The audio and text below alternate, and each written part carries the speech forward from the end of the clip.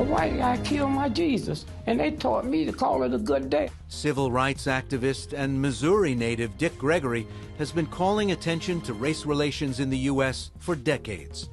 But the shooting death of a young black man on the streets of Ferguson, Missouri, is evidence, he says, that a strong black-white divide still exists in America. Here's a town that used to be mostly white, and now 70% black. White mayor, white police chief, anything important is white.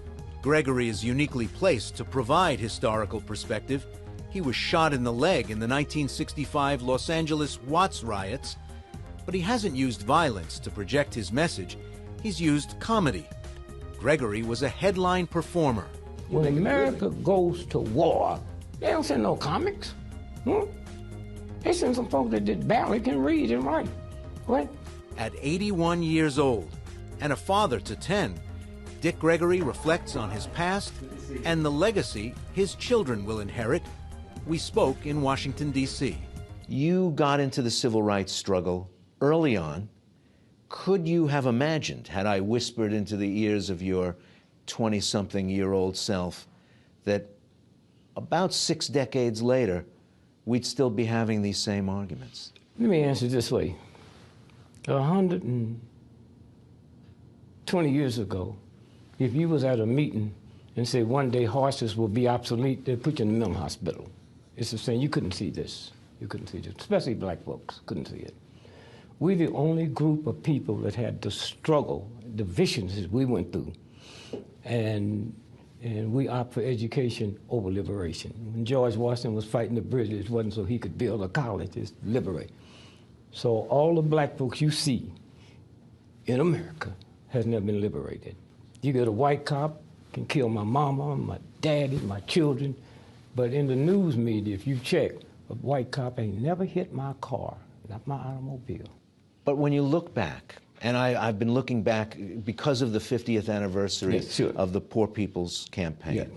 I have seen a lot of black and white film and a handsome, skinny young Dick Gregory in a white shirt and a skinny black tie. That was me. Talking about hope, about a belief in the future, about a belief in this country being willing to release its grasp and grant black people full human and civil rights. There had to have been a certain optimism in the tank for those things to go on in the late 50s, in the early 60s. Yeah, but that's because we never been liberated. We talk as a group of people that's educated but not liberated. And George Washington didn't have that many educated people with him, a bunch of thugs, but they wanted to be liberated. The song don't say, give me education or give me liberty or give me death. But let's talk more about that dichotomy that you're pointing out between education and liberation. Yeah. A lot of the wise old heads who got all that stuff started said that the two went hand in hand.